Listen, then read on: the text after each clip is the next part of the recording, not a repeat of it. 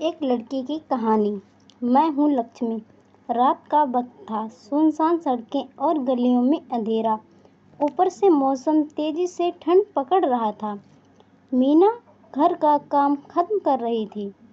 तभी उसके घर एक दरवाजे पर किसी के दस्तक देने की आवाज़ महसूस हुई। तो वो सोचने लगी कि ये तो मेरा भ्रम है, यह पहली मर्तबा नहीं है। मेरे साथ अक्सर ऐसा भ्रम होता रहता है। अब ये भ्रम ही तो है, क्योंकि जाने वाले कभी लौट कर नहीं आते।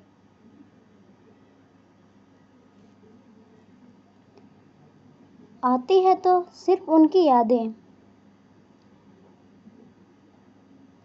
ऐसा सोचते हुए वो वापस कमरे में पहुंची,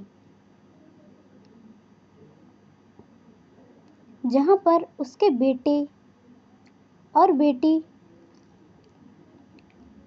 दोनों सो रहे थे। छोटा सा घर था,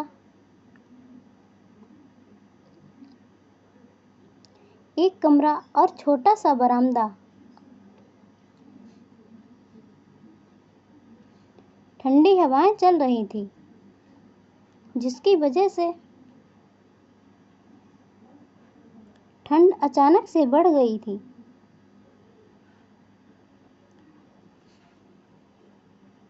तभी उसे याद आया कि आज भी उसने रजाई तो सुखाई नहीं है। लगता है आज की शरद भरी रात केवल चादर में ही गुजारनी पड़ेगी। चलो चादर ही सही। उसने आधी चादर बेटा और बेटी को उड़ा दी और आधी खुद के ऊपर डाल ही थी कि फिर से दरवाजा खटखटाने की आवाज आई। उसका हृदय तेजी से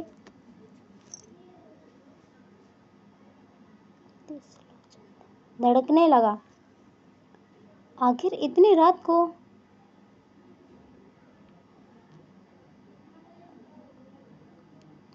गए कौन होगा? कोई जंगली जानवर तो नहीं? तब फिर से आवाज आई। इस बार वो उठी और उठ के आवाज लगाई, कौन है? कौन है? वहाँ मैं हूँ। दरवाजे के बाहर से आवाज आई, कौन? मैं कहते हुए मीना ने दरवाजा खोला और फिर से हिचकिचाते हुए पूछा, जी आप कौन? जी बहन मैं लक्ष्मी। एक मैले और फटे हुए कपड़े पहने,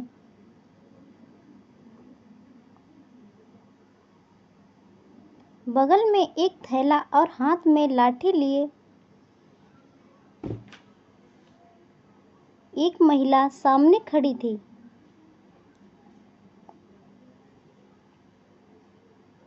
जी मैंने पहचाना नहीं। मीना ने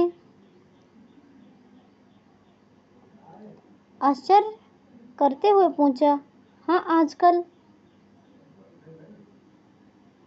मैं किसी को पहचान में नहीं आ रही हूँ।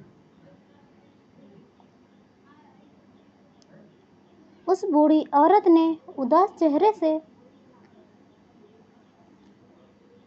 कहा, मैं कुछ समझी नहीं।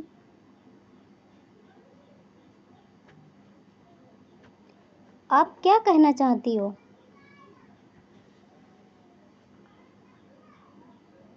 मीना ने विनम्रता से कहा, बहन, कहना तो कुछ नहीं, बस एक रात गुजारने की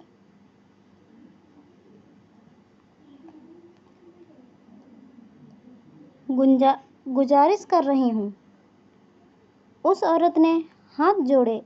अरे अरे, अंदर आ जाइए, कहते हुए एक टूटी सी चारपाई जो हमेशा एक कोने में खड़ी रहती थी, मीना ने उसे साइड में बिछाया। फिर लक्ष्मी को बैठने के लिए कहा। मीना के घर में ज्यादा कपड़े तो थे नहीं, लेकिन एक पुराने उसके पति के समय की दरी थी। उसे बिछाते हुए पूछा, आप कौन हैं? बच्चे नहीं हैं आपके? लक्ष्मी ने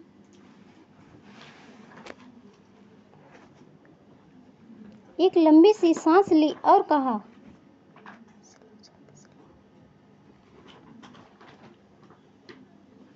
हाँ है ना, समृद्धि नाम की एक बेटी है, वैभव नाम का बेटा। क्या करते हैं आपके बच्चे? मीना का अगला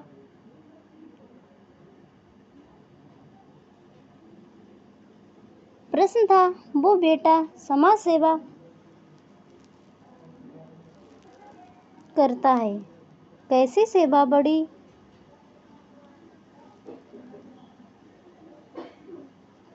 उत्सुकता से मीना ने पूछा। तो बड़े तो बूढ़े वो बूढ़े माँ बाप को घर में रहने का अधिकार और वृद्धाश्रम की समाज सेवा करता है। उस महिला ने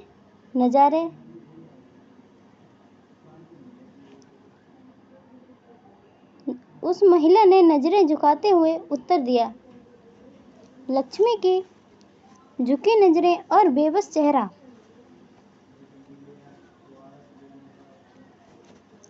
सब कुछ बयान कर रहा था। मीना को समझते देर ना लगी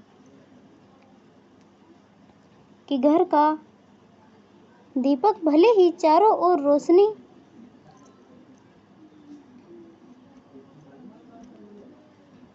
फैलाता होगा, पर अपने पैरों तले हमेशा अंधेरा ही रहता है।